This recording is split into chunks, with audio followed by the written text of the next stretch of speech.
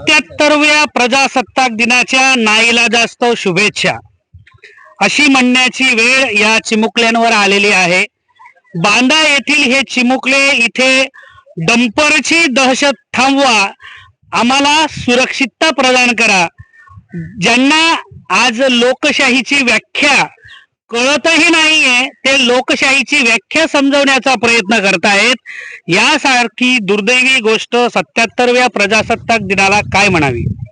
खऱ्या अर्थाने बांदा हे गाव जे आहे हे संस्कृती जोपासणारे गाव आहे।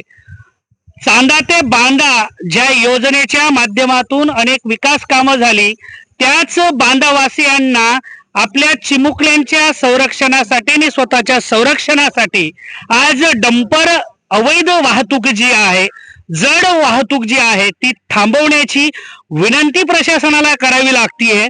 या ठिकाणी बांदाच्या प्रथम नागरिक सरपंच प्रियंका मॅडम सुद्धा आहेत आणि सोबत वाडीतले अनेक शेकडो नागरिक, सजग नागरिक, युवक आणि ही चिमुकली सुद्धा या ठिकाणी 26 जानेवारी 2026 रोजी या ठिकाणी कलेक्टर कार्यालय सिंधुदुर्ग या ठिकाणी उपोषणाला बसले आहेत। एक सजग युवक या ठिकाणी आहेत। मी थेट जातोय। बंधू, आज 77वा प्रजासत्ताक आहे आणि प्रजासत्ताक दिनी या छोट्या छोट्या बालकांना घेऊन तुम्ही उपोषण छेडलं आहे, काय नेमकी समस्या आहे तुमची? समस्या आमची भरपूर गंभीर आहे। आम्ही वेळोवेळी शासनाला या संदर्भात आम्ही जाणीव करून दिलेली आहे। ही समस्या अशी आहे की बांदा गावातील एक वाडी म्हणजे जो वॉर्ड आहे त्या वॉर्ड म्हणजे निमजगाव, गविटेम, शेटकरवाडी, बांदेकरवाडी आणि गडगेवाडी या वॉर्ड मधून जो रस्ता जातोय त्या रस्त्यावर अवजड डंपरची वाहतूक होते। त्यातनं काळ्या खडीची वाहतूक होते। ती वाहतूक करताना तिथे तो रस्ता अरुंद असल्यामुळे दोन डंपर जर एकत्र आले तर तिथून जाताना नागरिकांचे हाल होतात। यामुळे वेळोवेळी तिथे अपघात झालेले आहेत। खडी ओतलेली आहे आणि तिथे जे शाळा आहेत, जी अंगणवाडी आहे, तिथे जी लहान लहान मुलं जातात त्यांना वारंवार त्याचा त्रास होतो। त्याचा आम्ही त्याच्या संदर्भात आम्ही जिल्हाधिकारी, RTO यांना सविस्तर पत्र दिलेली आहेत, पण त्यावर त्यांनी कोणत्याही प्रकारची कारवाई केली नाही। त्यामुळे आम्ही नाईलाजास्तव आज या उपोषणाला बसत आहोत। धन्यवाद। या ठिकाणी बांदाच्या प्रथम नागरिक आणि गेली कित्येक वर्ष सामाजिक कार्यामध्ये प्रियंका नाईक मॅडम यांचं स्थान आहे। नाईक मॅडम एक चांगले सरपंच म्हणून तुमची ख्याती आहे आणि आपल्याच गावातल्या एका वाडीतल्या या बालकांवर आणि त्यांच्या पालकांवर एक मोठी गदा आली आहे, काय सांगाल?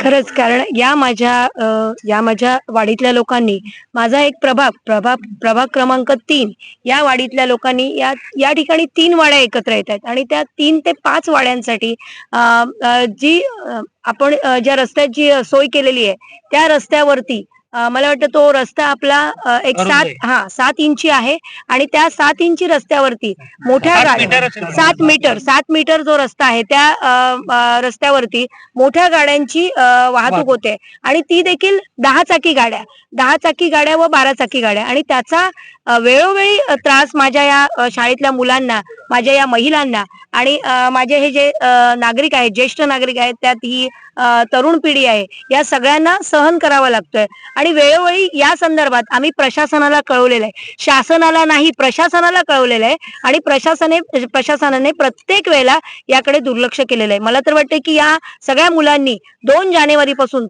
कंटिन्युअस त्यांना पत्रव्यवहार केलेले आहेत आणि एक ग्रामपंचायत या नात्याने, ग्रामपंचायतीच्या स्थानिक स्वराज्य संस्थेच्या नात्याने आम्हीही त्यांना पत्रव्यवहार केलेले आहेत। 22 जानेवारीला प्रादेशिक परिवहन अधिकारी यांना देखील आपलं या कार्यालयात देखील आपलं पत्र गेलेलं आहे। त्याचप्रमाणे पोलीस प्रशासन यांनाही आम्ही कळवलेलं आहे आणि जिल्हाधिकारी कार्यालयालाही आपण कळवलेलं आहे, परंतु या अतिशय गंभीर विषयावरती अजूनही प्रशासनाने लक्ष दिलेलं नाहीये। आता फक्त प्रादेशिक अधिकारी आपल्याला येऊन भेटून गेलेले आहेत, काळेसाहेब येऊन गेलेले आहेत आणि त्यांनी आम्हाला फक्त तोंडी स्वरूपात आश्वासन दिलंय की आम्ही या संदर्भात आपण विचार करू आणि ते म्हणतायत की आम्ही या संदर्भात काय करू तर सर्वेक्षण करू, त्या रस्त्याचं सर्वेक्षण नियोजन करू आणि तिथून जर पर्यायी मार्ग काढता येत असेल 10 चाकी आणि 12 चाकी गाड्यांसाठी तर त्याची व्यवस्था करून नंतर मग आपण तुम्हाला ठोस आश्वासन दिलं ठोस का? आश्वासन आम्हाला मिळालेलं नाही आणि माझ्या नागरिकांचं हे म्हणणं आहे की आम्हाला ते लेखी स्वरूपात द्या, नक्कीच लेखी स्वरूपात द्या. तर जर आश्वासन मिळालं नाही तर काय? ठोस आश्वासन आमची कार्यसाहेबांबरोबर आता बैठक झाली, पण त्या अजूनही आम्हाला ठोस आश्वासन मिळालं नाही. त्यामुळे आम्ही आमच्या उपोषणावर ठाम आहोत. आणि या पलीकडे गोष्ट म्हणजे एवढी दहशत निर्माण झालेली आहे त्या रस्त्यावर, त्यामुळे पालकांनी निर्णय असा घेतलेला आहे की उद्यापासून आम्ही शाळेत मुलांना पण पाठवणार नाही. हा पालकांनी गंभीर घेतलेला विषय आहे. हा खूप गंभीर विषय आहे. तिथल्या मराठी शाळेचा विषय आहे. मराठी शाळेमध्ये त्या जवळजवळ 40 ते 45 मुलं आहेत. त्या मुलांच्या पालकांनी सांगितलंय की इथे आपण बसू आणि मरू, पण आम्ही आपटून मरणारच आहोत तिथे डंपरला, त्यापेक्षा आम्ही इथे बसून उपोषणात मरू. म्हणून हे सगळे आता इथे बसलेले आहेत. आणि सुद्धा रात्रीच खेळ बांदा आरटीओचा दाखवलेलाच आहे, पण दिवसा सुद्धा जर असा खेळ चालत असेल आणि चिमुकल्यांची जी पुढची जी पिढी आहे, आमची जी भावी पिढी या चिमुकल्यांच्या माध्यमातून जी उद्याचं भविष्य आहे, जे डॉक्टर अब्दुल कलामांनी म्हटलं होतं की 2040 पर्यंत माझा भारत हा जागतिक महासत्ताक होणार, पण इथे जर त्यांना जागतिक महासत्ताक होण्यासाठी शाळेतूनच जर परावृत्त केलं जात असेल तर यासारखा प्रजासत्ताक दिन महाराष्ट्रात काय भारतात सुद्धा कुठेही सापडलेला नसावा, अशी आमची मागणी आहे.